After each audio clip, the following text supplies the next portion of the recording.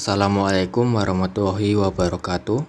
Perkenalkan, nama saya Narendra Wiraditama dengan NIM 2305 1204 105. Di sini saya akan menjelaskan apa itu model infrastruktur jaringan. Baik, yang pertama ada pengertiannya.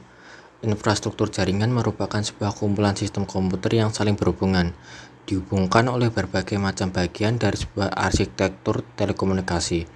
Secara khusus, infrastruktur ini mengacu pada organisasi dan berbagai bagian konfigurasi dari jaringan komputer individu, sampai pada router, kabel, wireless, access point, switch, backbone, network protokol, dan network access metodologis. Infrastruktur jaringan tidak hanya mencakup perangkat keras atau hardware seperti server, router, switch, dan kabel, tetapi juga perangkat lunak atau software yang mengatur bagaimana data dikirim, diterima, dan diproses di dalam jaringan tersebut. Komponen-komponen ini bekerja secara bersama-sama untuk menyediakan konektivitas yang stabil dan efisien, memungkinkan berbagai perangkat untuk berbagi data, sumber daya, serta layanan secara optimal. Kemudian ada pun perbedaan antara infrastruktur fisik dengan logikal. Yang pertama, infrastruktur fisik. Sesuai dengan namanya fisik, maka akan banyak berhubungan dengan komponen fisik suatu jaringan, atau tentunya sesuai dengan desain jaringan yang dibuat. Kemudian ada yang logikal. Infrastruktur logikal dari suatu jaringan komputer bisa merupakan komposisi dari banyak elemen-elemen software yang menghubungkan, mengatur, dan mengamankan host pada jaringan. Infrastruktur logikal ini memungkinkan terjadinya komunikasi antar komputer melewati jaringan fisik yang sesuai dengan topologi jaringan. Kemudian jenis jaringan komputer berdasarkan sumber daya. Yang pertama, jaringan terpusat. Jaringan terpusat yaitu jaringan yang terdiri dari komputer klien dan komputer server, di mana komputer klien bertugas sebagai perantara dalam mengakses sumber informasi atau data yang berasal dari komputer server. Kemudian ada jaringan terdistribusi. Jaringan terdistribusi ini merupakan hasil gabungan dari beberapa jaringan terpusat sehingga memungkinkan beberapa komputer server dan klien dapat saling terhubung dan membentuk sesuatu sistem jaringan. Baik ini adalah contoh gambarnya jaringan terpusat, jadi hanya ada satu server dan ada banyak server yang menghubungkannya. Kemudian ada jaringan terdistribusi. Nah, ini ada banyak server dan saling berhubungan. Jadi jika ada salah satu server yang error, maka ada server lain yang sedia backup. Kemudian pembagian jaringan berdasarkan aksesnya. Yang pertama, internet. Internet merupakan jaringan terluas dalam sistem teknologi informasi yang memungkinkan perangkat di seluruh dunia untuk saling terhubung. Jaringan internet dapat diakses publik yang mengirimkan data menggunakan standar protokol internet atau IP. Informasi yang tersebar di internet dapat diakses melalui jaringan World Wide Web atau WWW, baik dalam bentuk teks, musik, foto, video, atau apapun. Kemudian intranet. Intranet adalah jaringan teknologi informasi yang lebih sempit dan private dibanding internet. Intranet memungkinkan untuk menciptakan ruang kerja digital perusahaan yang memusatkan setiap orang, dokumen, alat, percakapan, dan proyek di dalam perusahaan. Kemudian extranet.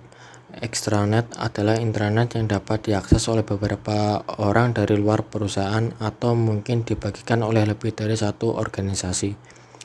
Sedikit lebih luas dibanding intranet, extranet mampu menciptakan jaringan pribadi orang-orang yang berkepentingan dengan perusahaan baik internal maupun eksternal, seperti klien, vendor, pemasok, mitra, dan sebagainya, untuk saling tetap berkomunikasi. Kemudian pembagian jaringan berdasarkan cara membangunnya. Yang pertama ada ad hoc. Jaringan ad hoc adalah jaringan yang dapat berdiri tanpa bantuan dari perangkat lain atau infrastruktur dan bersifat sementara saja. Jaringan ini dapat dibuat dimanapun karena pembuatannya sangat fleksibel dan mudah. Jaringan ini terdiri minimal 2 komputer, yang masing-masingnya dapat sebagai server dan dapat sebagai klien atau peer-to-peer. Kemudian infrastruktur. Jaringan infrastruktur adalah jaringan yang tidak dapat berdiri sendiri. Artinya jaringan ini tidak bisa tanpa bantuan dari perangkat lain seperti access point atau AP.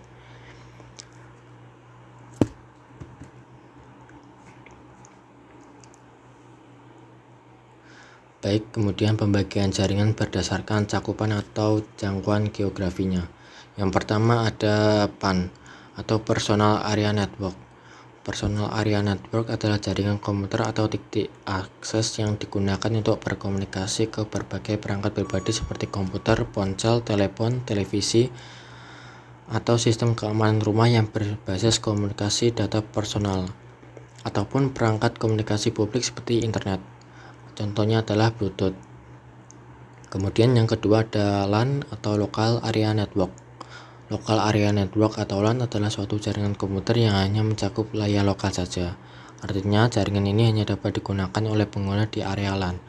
LAN menghubungkan perangkat ke jaringan internet melalui perangkat jaringan sederhana. Contohnya adalah lab komputer. Kemudian ada MAN atau Metropolitan Area Network. Metropolitan Area Network atau MAN adalah suatu jaringan komputer yang dapat mencakup area yang lebih luas dan menggunakan teknologi yang lebih canggih dari LAN.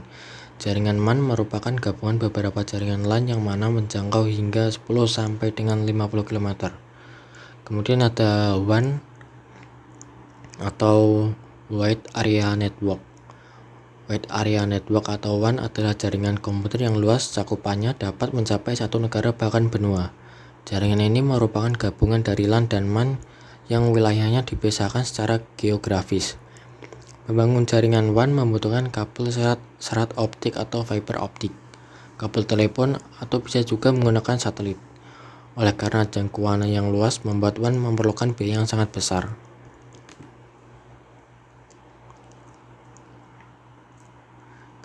Kemudian ada kelebihan dan kelemahan setiap topologi jaringan. Yang pertama ada topologi bus. Kelebihannya yang pertama biaya instalasi yang bisa dibilang sangat murah karena hanya menggunakan sedikit kabel. Kemudian penambahan klien atau workstation baru dapat dilakukan dengan mudah. Kemudian topologi yang sangat sederhana dan mudah diaplikasikan. Kemudian ada kekurangannya. Yang pertama, jika salah satu kabel pada topologi jaringan bus putus atau bermasalah, hal tersebut dapat mengganggu komputer workstation atau klien yang lain. Kemudian proses sending atau mengirim dan receiving atau menerima data kurang efisien. Biasanya sering terjadi tabrakan data pada topologi ini.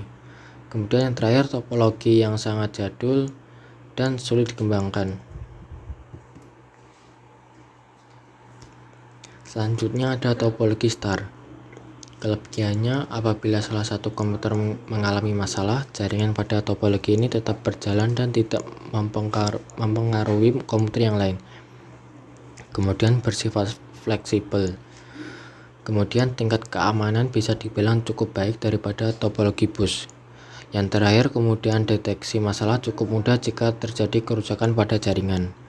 Kemudian kekurangannya, yang pertama, jika switch atau hub yang notabene sebagai titik pusat mengalami masalah, maka seluruh komputer yang terhubung pada topologi ini juga mengalami masalah.